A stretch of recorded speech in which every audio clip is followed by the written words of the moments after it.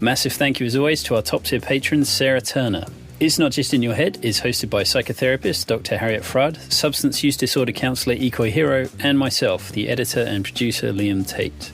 This podcast is entirely funded by listeners, and as the famous meme states, we are critiquing capitalism because we are forced to participate in it in order to survive. So, if you can afford to give, then your contribution will ensure that we can keep making the show.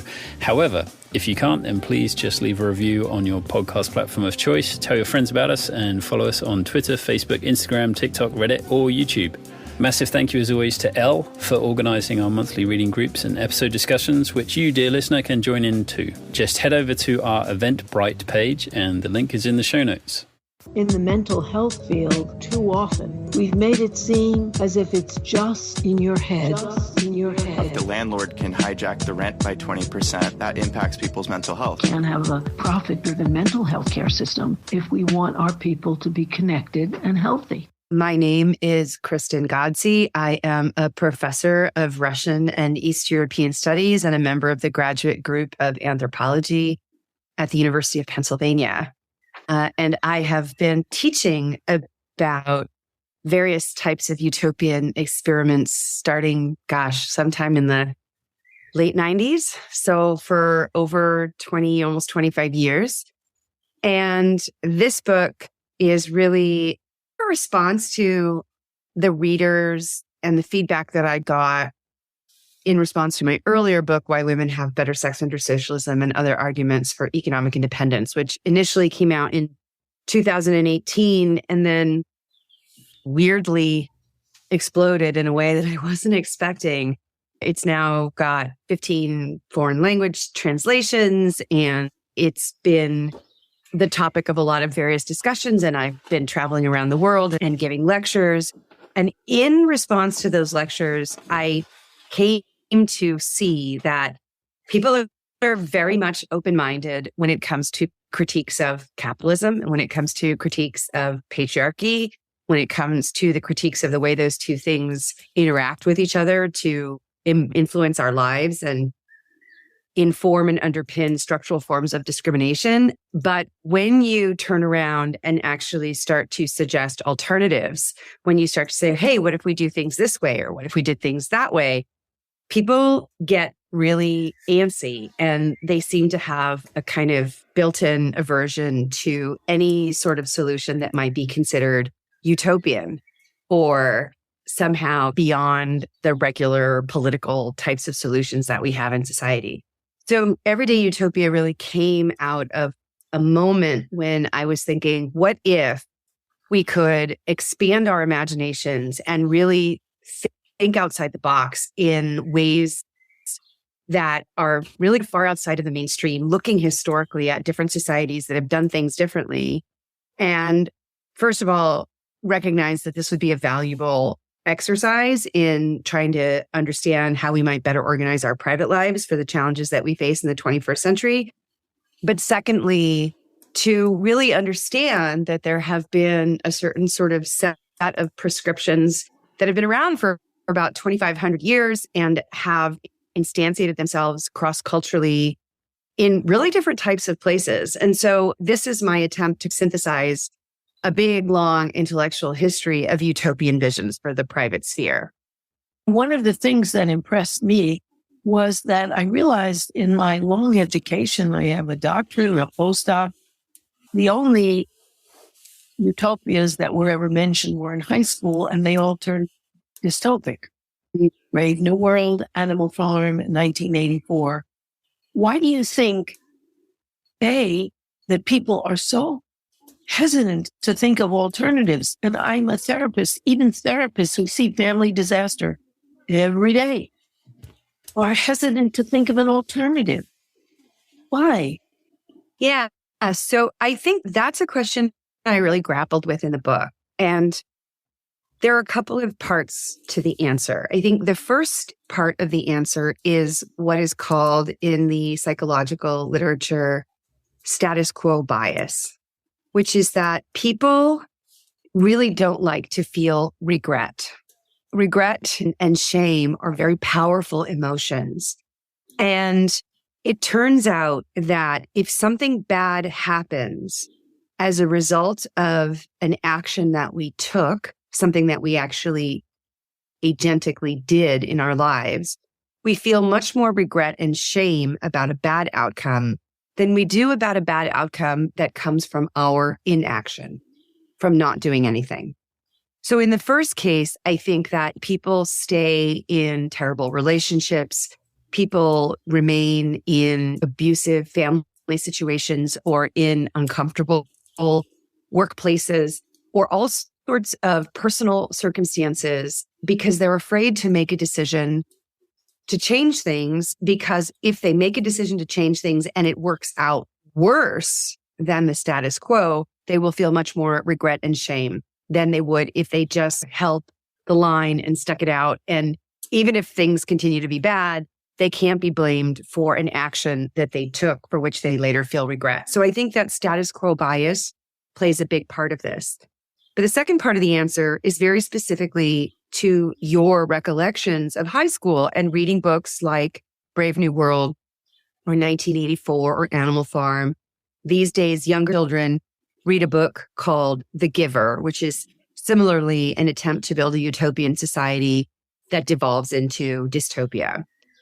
And I think at the root of all these books is a fear of being unloved and alone. And even though the way that society works may be dysfunctional, maybe people are incredibly unhappy, maybe families are breaking down, maybe we have an opioid crisis, maybe we have massive amounts of anxiety and depression and basic sort of mental health issues writ large, especially among our younger.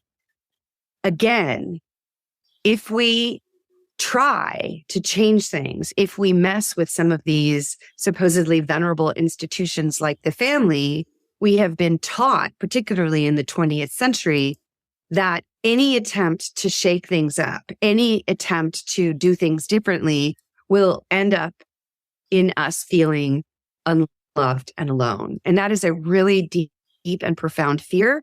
And so I think it takes a lot of convincing, and it takes a lot of kind of self-knowledge and understanding in order to overcome that anxiety around imagining alternative futures for our private lives. And yet what I think of is, since the majority of marriages end in divorce, and most kids, at least 3/4, don't grow up with their biological original parents, and children's lives are quite bad these days. The biggest cause of child homicide is guns, but the second is abuse and neglect by families. You can't pick up the Daily News or another tabloid type paper without reading every week about another murdered kid. That people would maybe take the risk and think differently. And yet, I guess there is a kind of nobility that people ascribe to managing under terrible circumstances that isn't ascribed to people courageously trying to make an alternative. Yeah. And I think that's a really interesting point, right? This sort of grin and bear it, this sort of soldier on in the case of suffering. What is it the British saying? Keep calm and carry on. I do think that particularly when it comes to our family lives, there's a kind of traditional mythology around family that requires us to accept much higher levels of unpleasantness, unhappiness, and potentially abuse than we would be willing to, or that would societally be sanctioned from our friends or colleagues or comrades. So there's this sort of sacrosanct idea of the family, of these consanguineous, these blood-related ties that allow for us to somehow put aside what we see as the deficiencies of this institution. And one of the things that I discuss in the book is the ways in which the family forms that have come down to us, which are very specific family forms that kind of originate in classical Greece and Rome, and then get picked up by the Catholic Church and then spread through colonialism and imperialism, so that they've become hegemonic in the present day, that these are family forms that are very specific to certain societies and maintaining certain levels of inequality and facilitating the intergenerational transfer of wealth and privilege. But they have come down to us as somehow natural. We get this idea that monogamy or the nuclear family is like a biological, evolutionary inevitability, but it's not. It's very clearly a social construct. And we have many examples throughout anthropology and evolutionary biology and psychology and history of different ways of organizing the family. And not only of organizing the family, but of separating out our mating practices, our romantic attachments from our child-rearing attachments, which I think is something that you were just saying, Harriet, which is that there's a way in which in our contemporary societies, we have decided that the romantic couple, the ideal heterosexual monogamous marriage is the appropriate container for child rearing. And yet we know that particularly romantic relationships can be unstable. And when they break apart, as they often do, when attraction fades or people change or find other interests or grow apart for whatever reasons, it's the children who are the collateral damage in those fragile relationships. And so one of the things that I really want to do in the book is to say, how could we organize the way that we raise our children, raise the next generation differently so that there would be less precarity associated with the breakdown of a romantic relationship among a couple? Your book is totally compelling for me, I must say. And it's interesting to me that people are walking with their feet. The most prevalent development of married couples is deciding not to have children. The majority of American women are single and by choice. 70% of divorces are initiated by women now, so that people are actually showing dissatisfaction with the status quo without affirming alternatives. How do you see that? Do you see it as a development towards or what? Because it's obvious that people, particularly women, are dissatisfied since the majority of American women are single for the first time in our history. We see this in places like Japan, where many women are intentionally choosing to remain single, very patriarchal society. We also see this in South Korea with the Bihon movement. These are women who basically swear no sex, no relationships, no marriage, no babies. And it's become a real problem because, as I'm sure, both of these societies have declining birth rates. So there's a kind of a two-part answer again to this question. So on the one hand, I want to say, I think throughout history, there may have been women who, for one reason or the other, were either asexual, not attracted to anyone of any gender.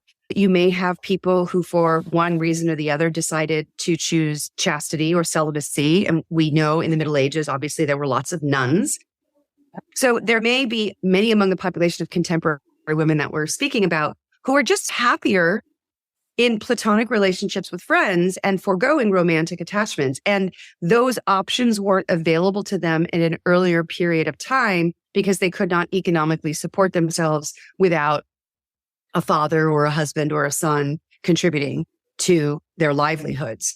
And so I think on the one hand, this may be the result of women who may otherwise have not had the choice to remain single, finally being able to operationalize that choice in their own lives. And I think that's a good thing. But the second part is that there are many women, I think, who just feel that the nuclear family with the biparental care model, where a primarily heterosexual couple lives together in a single family home where they provide biparental care for their own biological or adopted children surrounded by their own private stuff. This is a model that is really out of date with the way that we live our lives and the way that many people want to live their lives in the future. And so I absolutely agree with you. I think that falling birth rates and falling marriage rates and this sort of resistance to forming long-term romantic attachments with people comes out of this broader context of capitalist precarity. The fact that our economies are very unstable, the fact that people's livelihoods are always at risk, the fact that we don't have any form of universal health insurance. There are all sorts of ways in which people are making decisions to allocate their scarce resources of time and attention and affection differently because of the pressures that our society is putting on families. So I think that the family as a model that we have is out of date. I think that we could do it differently. And that what a lot of young people, particularly even birth strikers, people who are saying that they don't want to have children because of the climate crisis and so on, that they're just waiting for a different model of family to come along. And that was why I thought it was so important to say, hey, guess what? Not only are there different models of the family that we could think about in the future, but it turns out that we have almost 2,500 years of radical utopian experiments to learn from about how we might form our families differently. I also think that two huge developments have affected American women, intellectual developments, as well as, of course, birth control, and until they try to take it totally, abortion. But there is, one of them is the feminist movement has, I think, reached women everywhere, even women who don't consider themselves feminist. And the other is the psychoanalytic awareness in the United States has increased. And that's something that has been feminized in many ways. Women are deeply affected by these things, and particularly blue-collar men are not. And so that there's a real lack of synchronicity here. Plus that the economic conditions of existence for the old family model are over. And so that just doesn't make sense anymore. I think of two jokes that really bring it home. There was a men's joke in the early 60s. I got a handy little thing called a wife. You screw it on the bed. She does all the housework, right? And its equivalent was men are like linoleum. You could walk on them for 20 years and they still are there, right? Because that was the deal. And it isn't anymore. You're not supported. And women aren't going to eagerly have a second shift when they get home from work. You make the point that hypergamy, if that's the right way you say it. Yes, hypergamy, that's right. Yeah.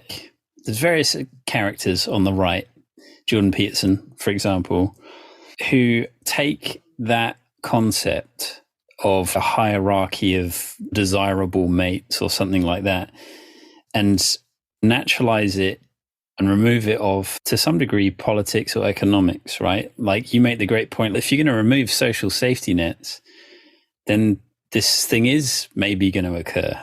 Because if you want some kind of future, if you want kids or whatever, and you want some element of security, suddenly you maybe are thinking in a particular kind of way or trying to figure out what the best chances of a good quality of life might be in the future. But like I said, the Jordan Petersons of the world just say that that's just a basic fact that has no sort of underlying conditions. It's just the way things are. And he's also one of these characters who says, don't mess with things. The structure is great. And if you're going to do things, just do it really slowly. And I guess there's some truth to that idea of that there's always unintended consequences for things. But the idea that like somehow this is the best, it's insulting in all kinds of different ways. But I really enjoyed your point about like blue sky thinking is allowed. It's a kind of a vomit-inducing term anyway, but it's allowed in the sort of corporate advertising marketing space for products and consumables, but it's not allowed for thinking of better ways of existing on the planet together. We have to just accept what exists. Exactly. And the whole idea of move fast and break things, right? The sort of Facebook motto of let's just do things. Let's just disrupt the economy. Let's just disrupt the polity. Let's just disrupt society so that we can make a lot of money. But the flip side of that is like, why don't we radically shake up the family so that people will be happier, so that we can increase human flourishing and human thriving and live more sustainably on the planet and tackle issues like inequality and the climate crisis. It's really so hypocritical of these leaders and corporations or in academia and industry who talk about the value of this quote unquote blue sky thinking, right? This idea that you can push the boundaries of our imagination to figure out how to geoengineer our way out of the climate crisis or radically extend life so that you have human immortality. There are literally people who are trying to achieve this. But if I say, hey, maybe we should have 3 or 4 parents in a family rather than just 2, then it's, oh no, that's just the slippery slope to the gulag, right? That's going to end in this totally dystopian nightmare. So there is a way in which the people like Jordan Peterson really are trying to naturalize a set of social relationships that are very much contingent on our political and economic circumstances. My earlier work really talked about when you take economic considerations, when you take transactionalization out of human relationships, it turns out that women are less likely to be hypergamous. They're more likely to choose their partners on the basis of love and attraction and mutual affection and mutual interests. But once you put people in a marriage market or a dating market, this is the whole idea of sexual economics theory. Once you put people in a competitive environment where their ability to pay their bills and pay their rent and have access to healthcare in the United States is predicated on having a partner that can provide for you, of course, you're going to try to choose a partner who's more stable and who's better able to provision not only you, but any potential offspring. But that is a direct result of the economic circumstances, not of some weird natural thing. Because if it was natural, then we wouldn't see different sorts of family arrangements in different sorts of climactic or geographic or economic conditions. For instance, in the Himalayas, there are societies that are polyandrous, which means one woman has multiple husbands. And in those circumstances, polyandry is limiting, it's a natural form of birth control. It's limiting population growth because those are very harsh environments where resources are scarce and where the natural environment cannot sustain a large human population. So you have a very different family form that evolves. In certain Amazonian indigenous peoples, among those peoples, you have something called partible paternity, which is a similar sort of form of polyandry, where a woman will give birth to a child, which is the paternity is attributed to 2 or more men. And in those cases, in societies where male mortality is higher due to certain kinds of conflict, that means that the child will have a sort of a surplus father should one or more of the fathers be lost. So like Jordan Peterson's view of the way the world works is a very narrow view of late capitalism in the developed global north. But he tries to universalize that. And then even worse, try to create whatever 12 rules for life to clean your room and make your bed or whatever it is that you're supposed to be doing in order to be a successful man. But I think that we are at a moment where the particular form of the family as it has evolved in the global north is a form of the family, as I said earlier, that facilitates the intergenerational transfer of wealth and privilege from fathers to their supposedly legitimate sons. And that is part of how capitalism, it's part of how patriarchy reproduces itself. But it's also the product of a worldview that looks at the earth and its natural resources as abundant and ever giving and extractive and exploitative. And so if we are going to think about human life in the future in a climate that is radically changing, we have to go back to the drawing board and think about how the way we arrange our private lives can allow us to live more sustainably and in harmony with nature while also dealing with massive amounts of inequality, extreme crises of mental health, and I think most importantly, this epidemic of loneliness and despair that many people are feeling across the global north. All of those issues can be dealt with by rethinking the way we organize our domestic lives. I was thinking that if under capitalism, the point is to make money off of other people's labor and to see them as vehicles for yourself and your own aggrandizement, which does transfer, money gets in the way, then it's very hard to get across to people. And I think of scenes in the playground where kids are playing and one of them has a little plastic bucket with a pail and shovel, and the other one has a nice truck, and they're cooperating, pouring sand into the little dump truck and then dumping it. And at the end, the kid with the pail and shovel says, "I'll give you my pail and shovel." And the kid with the truck says, "I'll give you my truck." And the kid with the truck's mother says, "Are you kidding? That costs $17.95. That pail is worth less than $5. What are you doing, kid?" So that whole idea of sharing and caring is mitigated by the pressures of money and accumulation, which are huge in the United States as people live in such precarity and scarcity. And you would think that a platform of saving money and saving life and saving labor by living together would be appealing, but no one has it. No one has a strong socialist program that's viable as an alternative in the United States, but nobody has that on the agenda, which is the most interesting of all. There's actually a whole topic thread we could go down there.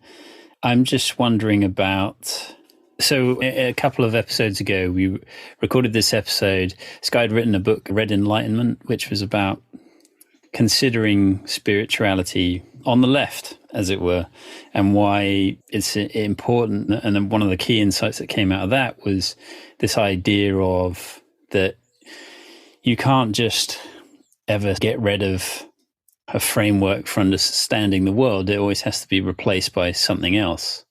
It's interesting that there's so much pushback in your experience in suggesting other things, and people freak out because you are trying to offer a replacement to something, even if this, the sort of status quo is fundamentally broken.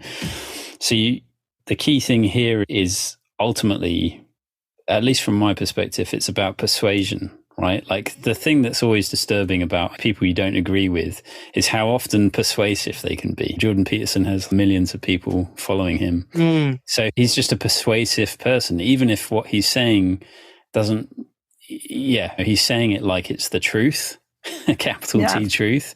And as you illustrated, like he's reached this conclusion based on a whole bunch of underlying things that he's just maybe taken for granted. But that's part of the fight. And maybe it's always part of the fight, is like who has the most persuasive arguments. And I really liked the intro in your book where you're talking about the power of fiction to help you maybe be persuaded by alternative things. I don't know if you wanted to talk about your experiences growing up and or just to talk on that idea of the blue sky thinking that happens in fiction often creates the template for what happens next in the future, right? Yeah, no, absolutely. I think that fiction, and particularly science fiction, right? The futurism as a genre of writing and of thinking, and this can be literature, this can be television, this can be film. There's a way in which allowing ourselves to play with alternative ideas. In the book, I talk a lot about Star Trek as a kind of utopian vision that started in 1966. It just decided in the middle of the Cold War, in the immediate aftermath of segregation and Jim Crow and lack of women's rights, that they were going to create the bridge of the original Starship Enterprise with an American and a Russian and a Black woman and an alien Vulcan species. And they were just all going to be equals on the bridge. They were all going to be working together. And there was no explanation other than this is the future. And in the future, this is going to be how we're going to live. And so I think that the ability to tell stories about the future, the ability to dream about the future is very much a part of this narrative structure that we need in order to flex what I call in the book our cognitive capacities for hope. But I also think what you just said about having alternatives, like replacing something with something else. So just yesterday, I was up in New York recording the Ezra Klein show, and it was like really nerve-wracking because he asks a lot of really hard questions. And one of the things that he said in that interview was a lot of people think that the reason why the heterosexual nuclear family or whatever, even just the biparental model of a married couple raising their children, is that raising children is so hard that the marriage is the glue that keeps people together while they're raising children. And so people think that it's necessary to have this sort of biparental married couple model in order to raise children into the world. Because even if you like add a third parent, an allo parent, like Uncle Pete or whatever, like Uncle Pete could just take off because he's not stuck in the relationship the way that married people are. But of course, as Harriet just pointed out, we know that most marriages don't survive. So the fantasy that somehow marriage is the glue that allows us to raise children, it might be that actually marriage is the thing that's making it so difficult, right? The fact that we're freighting our romantic relationships with these childcare and child rearing responsibilities that are very intense. And we know from evolutionary anthropology, there's very good evidence out there that we were cooperative breeders and that cooperative breeding preceded monogamy, which means that we raised our children in much wider networks of care and support with both consanguineous and non-consanguineous kin. And it was only later that we began to develop these particular marriage practices and mating practices around monogamy that allowed for the development of exclusive biparental care for biological offspring. But that model is not necessarily ideal for the world in which we live today. It might have been ideal at a particular moment in time, but it's no longer ideal. And we also know, contra to the opinions of people like Jordan Peterson, that our human ancestors, that humanity writ large, we are an incredibly flexible and creative and diverse species. And if there's anything that's natural to humanity, it's our ability to adapt to different circumstances. And so when we think about our family forms, when we think about the ways in which we organize our private lives, we have to be more capacious in our understanding of what the family could be, because that's part of the reason why we've survived as long as we have. I feel telling stories in fiction is really important, and they're very inspirational. Unfortunately, I write terrible fiction. And so where I can add to this conversation is through this sort of more intellectual history, this sort of genealogical approach to the value of utopian thinking, really going all the way back to the very early Buddhist Cenobitic monastics in the subcontinent, and really thinking about the Pythagoreans who left mainland Greece and settled in what is now southern Italy in a place called Croton, and created this sort of commune where they shared property in common and where men and women were treated equally, where they raised their children together in order to study the mysteries of mathematics and the universe. So I think it's really inspiring for me personally, to realize that, look, there are these 20th century socialist ideals around the family, but it turns out that those socialist ideals have this much, much deeper intellectual history that allows us to see that across cultures and in all sorts of different historical epochs, humanity has always maintained a commitment, even if it's only on the margins, for living our private lives in a very different way than the majority of people in the mainstream. And I think that's really inspiring, and it's really important to remember. I also think that it's important for Americans to look at Native Americans who had other family arrangements. And there's a very short book called White Indians of North America, which goes into what happened when Native Americans captured the Puritan and other groups' children in order to compensate for the children that had been killed, because we did kill, honestly, 55 million Native Americans. And those children were brought up, and those women also were brought up in a Native American community. And when they went to rescue them, they wouldn't come home. because they were treated with respect. Children were future members of the tribe. Women were as respected as men. And so that when they went through the big rescue, they were very disappointed that people refused to come home. So in our own history, albeit a repressed history of a people who genocidally murdered, there is evidence of very different family forms that worked. Yes. The Indigenous scholar Kim Tallbear, she writes about what she calls white settler sexuality, and that there was a way in which white settler populations in North America, both in the United States and Canada, were very overbearing in their imposition of basically colonial family forms, white settler sexuality, the idea of particular roles for women, particular roles for children, patriarchal, patrilineal and patrilocal practices in the family, where property is owned and how it's passed from one generation to the other. The whole idea of this white settler sexuality was to get Native Americans to conform to what the white settlers believed was the quote unquote natural way to organize a family. But of course, it wasn't the natural way, because they were just importing something that they thought to be natural, but it was very, very much a product of a specific culture and society and religion that was being moved from Europe to the Americas. And here I also think that the best book on the importance of Native American cultures is The Dawn of Everything by David Graeber and David Wengrow, which came out a couple years ago. It's this fantastic look at how Indigenous practices of radical egalitarianism may have actually ended up shaping the European Enlightenment. Like the Enlightenment ideals might have actually traveled from the Americas into Europe. And there's a lot of discussion in that book about the radical egalitarianism of Native American cultures, and precisely this fact that when white settlers, for one reason or the other, ended up going to live among the Native Americans, they often did not want to return to their own societies. But the reverse almost never happened, which I think is really fascinating.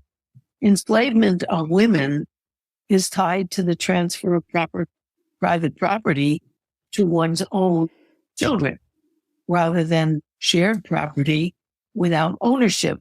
That if you subscribe to Evelyn Reed and Engel's theory of why women are oppressed in the first place, they trace it back to private property and the ability to give to one's own DNA property and money, and to perpetuate their ascendancy that way. You can really see it in the U.S. now, where private property has gone mad, and where, as in the 1980s, you could inherit $600,000 from your parents. Now it's $25 million.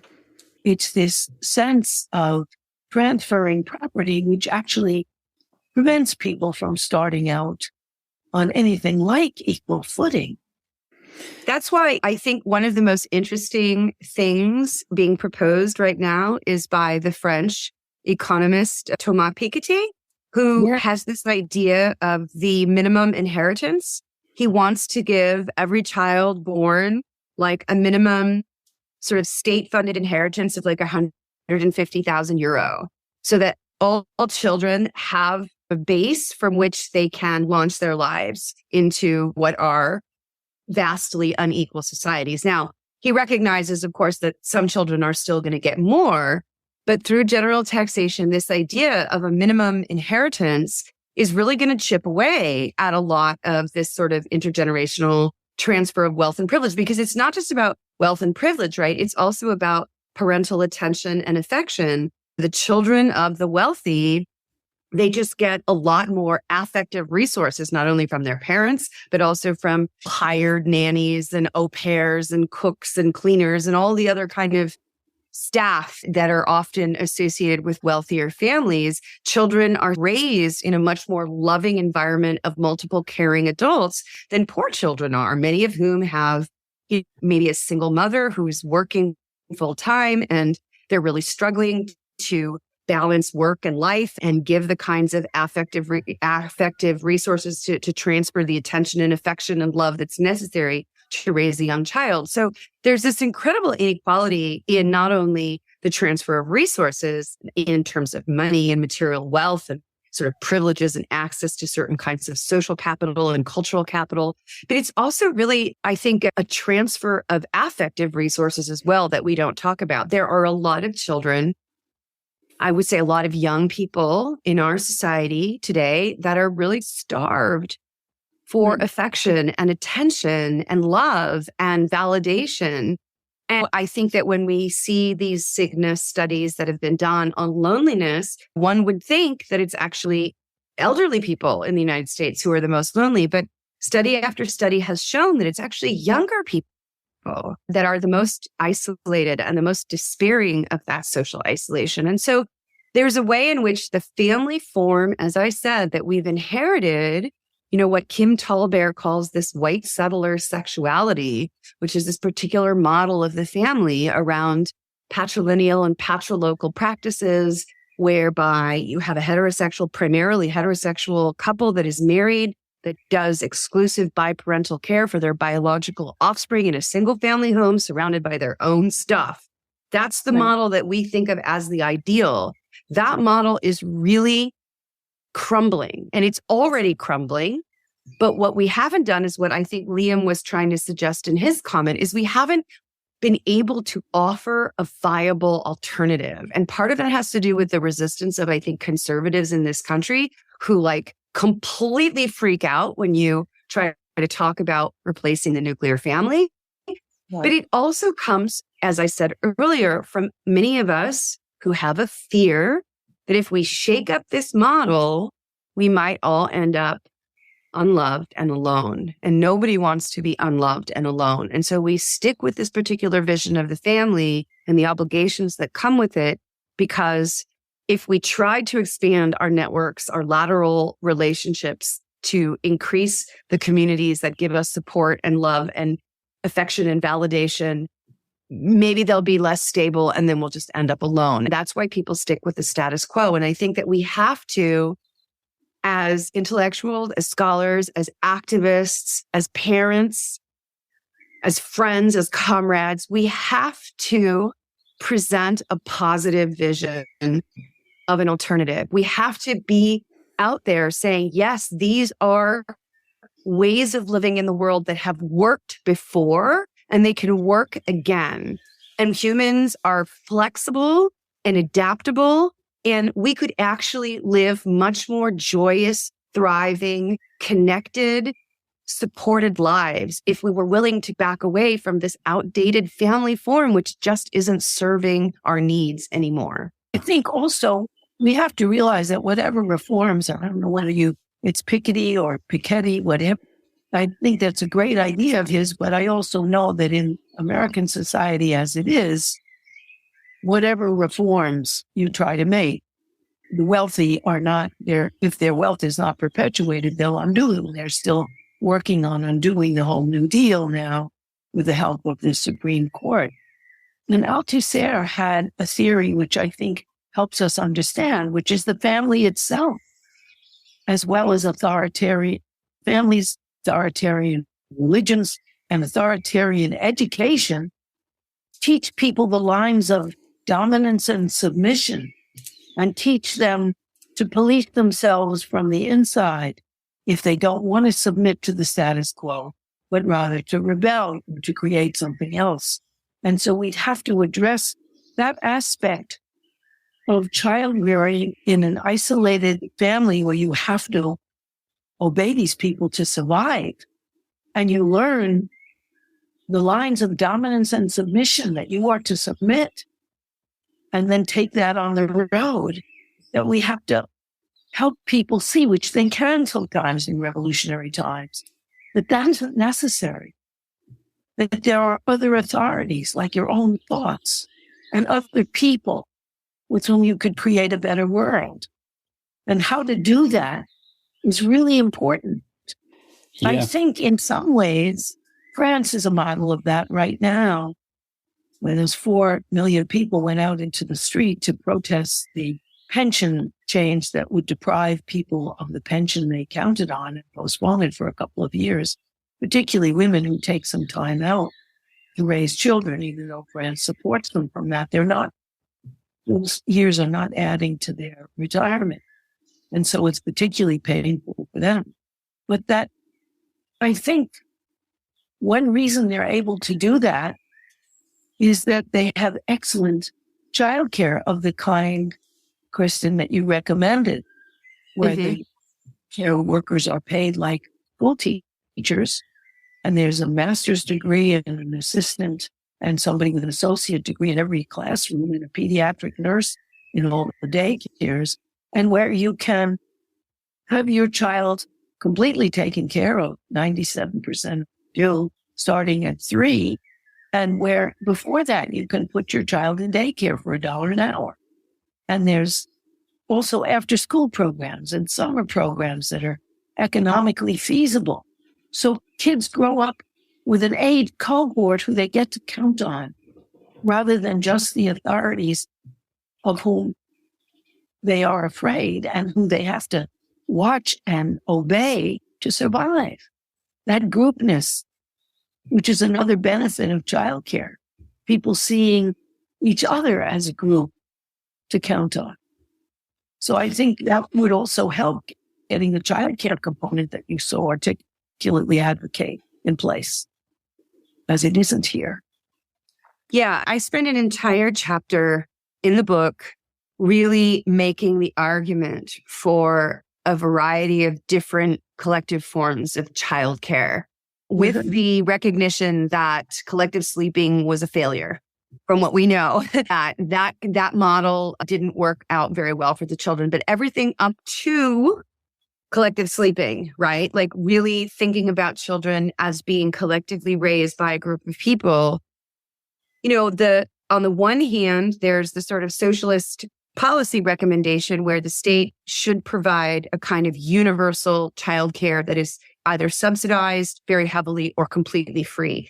I think the Swedish model is a wonderful example I talk about in the book. I also talk about the French model, which I think has proven to be extremely successful. There are now really good empirical studies that show that children really thrive academically, socially, cognitively. One of the things that has been really interesting about the pandemic is that child psychologists are now able to see that children who were raised in isolation at home because of the lockdowns are quite significantly cognitively delayed compared to their cohort peers born earlier or later when the lockdowns weren't as severe.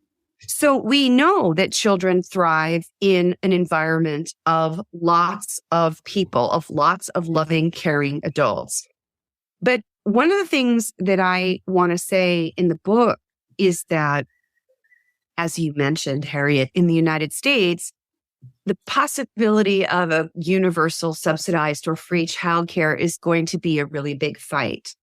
So in the absence of that, there are still things that we could do in our own private lives. There are allo parents that we could bring into our relationships when we have children. These could be godparents. These could be family friends, fictive kin. These could be grandmothers, aunts, uncles, cousins. These could be neighbors, colleagues, comrades that we have a long history of cooperative breeding. And so even if the state is falling down on the job, which it is in the United States, we can still create these communities for our children. And I think that, again, the child psychological literature on this, the empirical studies that we have coming out of over 100 years of kibbutzim experiments in Israel, as well as now multi-generational studies around and longitudinal studies around childcare and outcomes in places like Sweden and Norway, countries where childcare has been around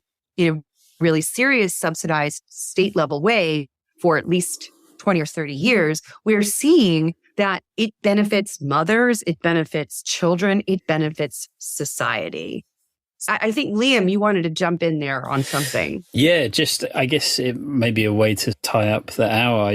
I really enjoyed your observation about that perhaps the reason people have nostalgia for their university years was because it was communal living before they got siloed off into their kind of individual lives. And that nostalgia for that time, to my mind, that's actually one of those points of persuasion. That's like an alternative that I think lots of people would follow, which is that idea of living more communally, just being a sort of more joyful experience. Obviously, there's issues with privacy, and that as a topic is really interesting, like how you transition from a society that, I guess, we're sold maybe the idea of privacy. Like, on one hand, I think it's important.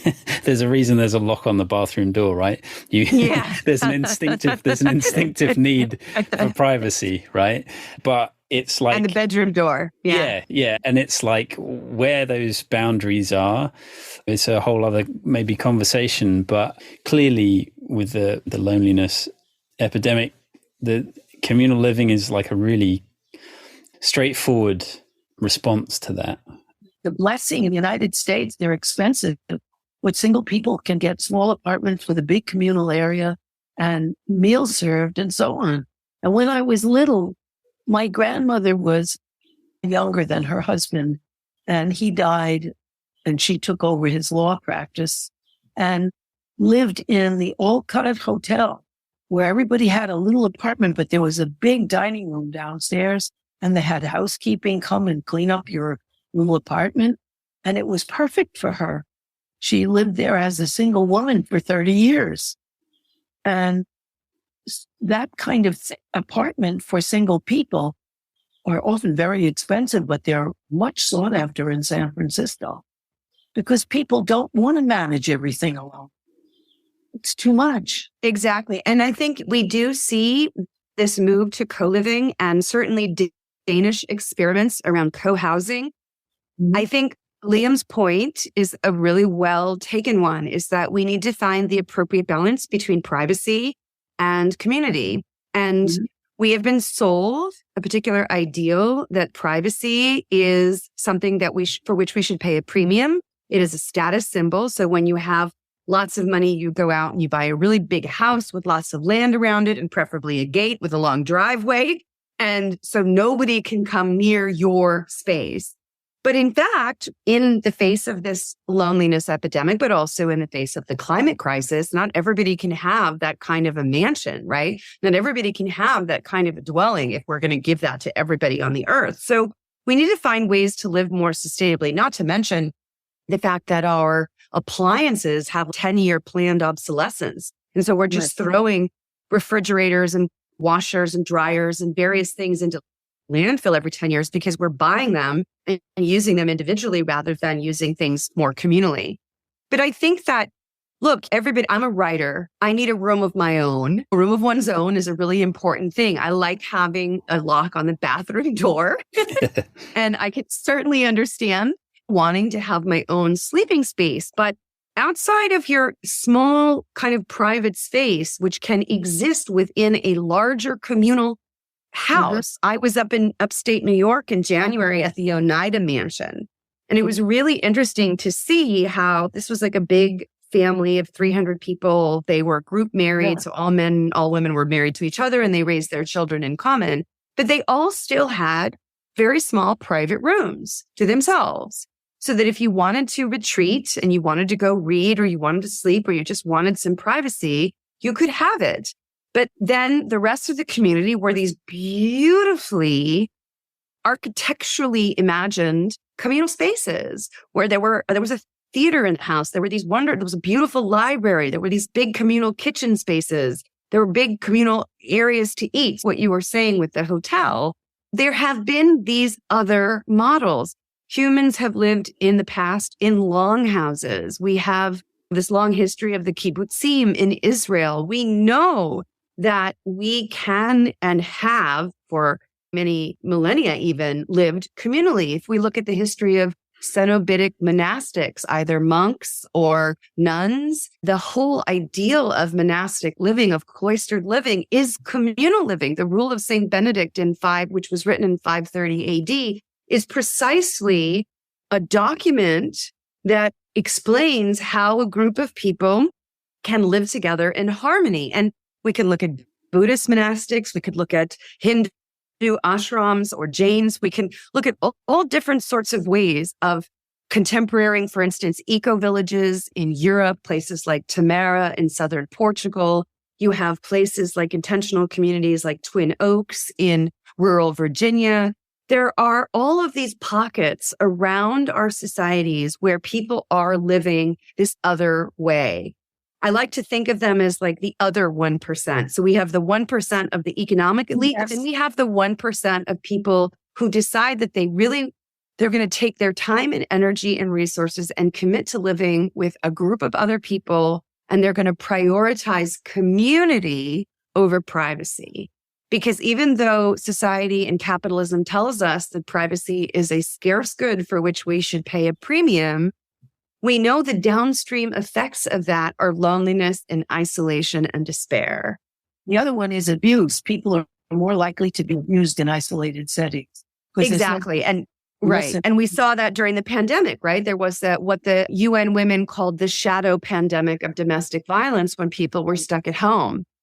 So yes, absolutely. There are all of these things. But again, we have to call out the deficiencies of our system today. We have to call out the problems of the family as we've imagined it. We have to denaturalize it. We have to fight against the Jordan Petersons of the world who want us to believe that this is a natural, inevitable way for us to organize our private lives. But to come back to what Liam said earlier, I think it's super important for us to provide alternatives, to be hopeful and positive and optimistic about the possibilities of living together in more connected and joyous ways of sharing our time and affection and resources with a greater number of people, which also means raising our children in common. And that doesn't mean we have to all run out and join communes with 100 other people. It could just literally mean letting your kids spend more time with their godparents or their grandparents or their aunts and uncles or their family friends, letting them have more sleepovers with school friends, and making these lateral relationships much stronger so that we are not all isolated in our own little single family boxes, giving biparental care to our own biological children surrounded by our privately owned and hoarded stuff. I think that is it is a pathological part of our society right now that we have to deal with. And you are giving a vision of something else is really important, because on the one hand, we can point out Jordan Peterson's nervous breakdown. He doesn't seem very happy with the traditional life he's leading. But then we have to have an alternative. And the alternatives are something that you show us historically, which can extend into the present. And that's very important, because people who say this has always been, no, it hasn't. It's very important. And your book is hopeful. You have the sunrise on the cover, which is hopeful. Yeah, I think of the cover, at least the American cover, because the British cover is different. It's a sort of green eggs and ham motif, which at first I love the sunrise, and I definitely love the colors, the bright colors. But I also think that there's this idea of, like the old Dr. Seuss green eggs and ham story, we resist. I will not eat it. I will not eat green eggs and ham. And at the end of that book, you realize that, you know what? They actually taste pretty good, even if they're green, right? So we resist change. We resist doing things differently.